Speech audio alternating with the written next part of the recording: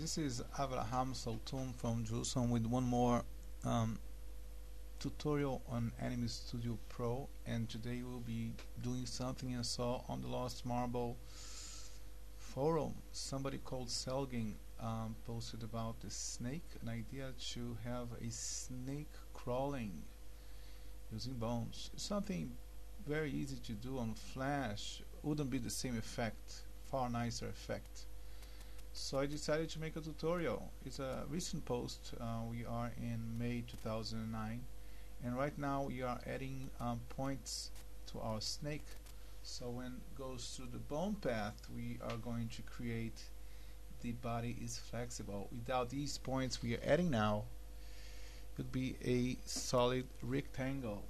It's a very interesting exercise. Everybody who saw the post was amazed by the idea. I myself, because it's a way of doing a path using bones. And there we are. Have this. Let's use the zoom tool now to have some detail. We're creating the snake head, and adding a simple eye, and we'll be adding a simple mouth, but it will be very neat at the end result. And the eye is black, and let's add the eye.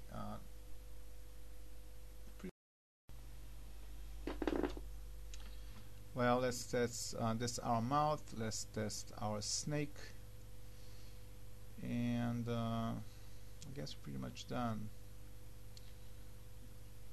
Let's render and see if our snake is in place. Here you go. We have a cartoonish snake. We are ready to go to the next stage, which is creating the bone path.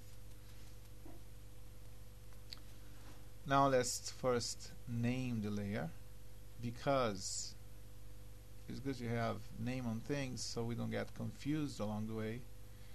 And now let's create the bone layer. Now it's very important to have in mind that the snake layer has to be dragged and dropped into the bone layer, so it becomes a sublayer. Otherwise, if it's not a sublayer, the bones will not affect the drawing, which is something we want. Let's go and let's create the bones one by one. Now, a very nice feature that Anime Studio Pro has is the camera tool. So I'm gonna add a few more bones outside of the stage. So eventually we'll move the camera track tool and create a 3D effect. At least not a 3D, but the fact that the camera is moving. Something very easy, very simple, and reliable to do on Anime Studio Pro. That's not always that simple on other software programs. So that's why we're creating a long crawl for our snake. And there it is.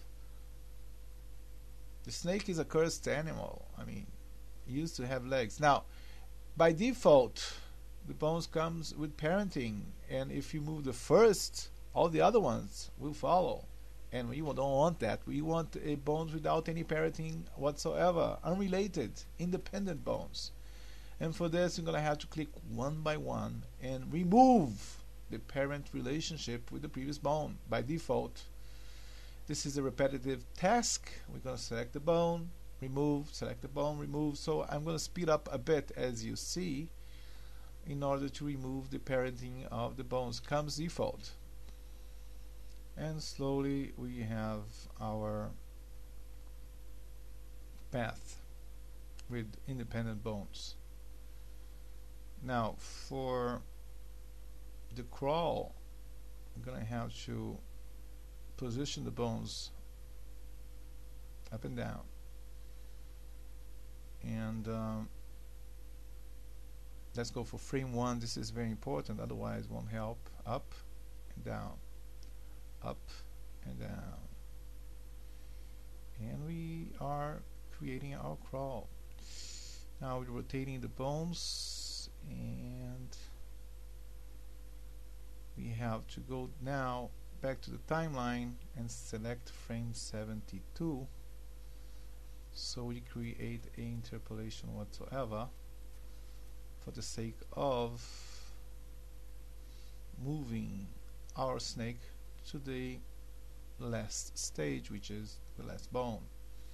So it creates the line you see is a motion path, and let's test. And we have a snake that's going up and down. Good enough for me, and now it's time to put a background on it. One of the things I like a lot about Anime Studio is the 3D tools, which is very simple to use and quite effective. So whenever I do anything, I use a camera track, I add backgrounds, I try to do an Anime Studio. The worst case is I imported from Flash into Anime Studio for the background thing. It's far easier to work, for at least for me, on Anime Studio. That's it for today. Thanks for watching my tutorial. This is your crawling snake. Visit my site. Thank you very much.